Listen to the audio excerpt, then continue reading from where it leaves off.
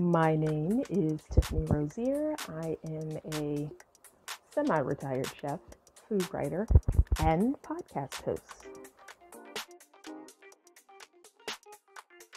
The way I am recording my personal history for future generations is definitely writing this podcast series and being able to talk about the subjects that are affecting us now and will affect us in the future.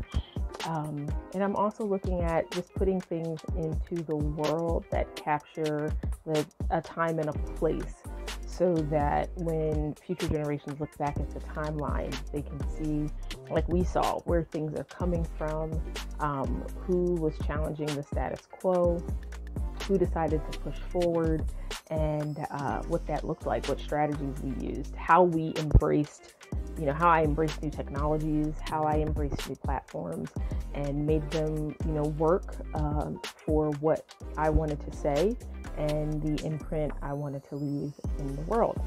So yeah. The future of my industry. Well, I guess the first question is, what is my industry? I mean, food media, definitely. I still love to cook. I wish I could do it more actively. My feet and podiatrist disagree wholeheartedly on that decision.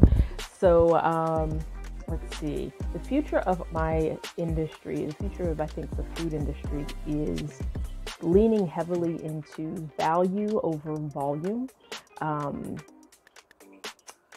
Prioritizing relationships with diners and consumers, and elevating voices that have been erased throughout history, and balancing the scales a bit to make sure that because inclusive storytelling, inclusive media means that we're painting the whole picture and not just the parts that we want to see, not just the parts that we are victors in. And so, more truth.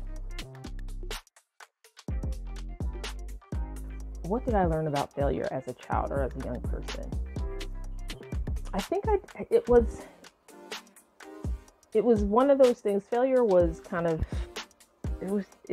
unspoken wise, like in an unspoken way, it was just not really acceptable. It was in all of the responses to like failures and mistakes and missteps and misunderstandings and all those types of things. There was always a severity of response that essentially programmed you, or it taught us to not make those mistakes.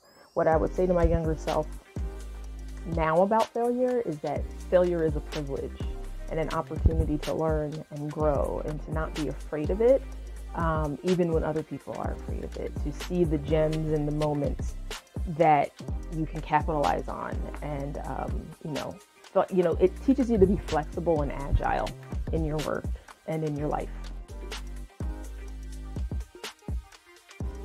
I define futurism in my work as our collective ability to think of new ways, new avenues, new paths, and new ways of exploring timeless topics and new topics. And how are we looking, viewing, and talking about the future of our work, how our work intersects with other industries, and that's how I define futurism.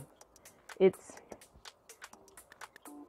more than just thinking about the future. It's thinking about how we move into the future, how we move through the future. What value do we bring?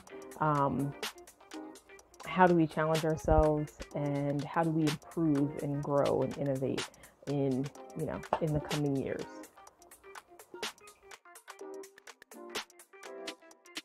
If I was to teach a class, and I do, I'm teaching a brand workshop on Saturday morning. So if I was going to teach a class, what would I call it? I would call it how telling the story of your life can leave a lasting impact on other people. I think we are told that either our stories are so similar to everyone else's and that there's nothing special about them, and not to be mixed up with like the everybody special so nobody special, kind of energy we get a lot. But this idea that your story is unique and is wholly yours, and learning how to capture it and share it with other people so that they're inspired or challenged.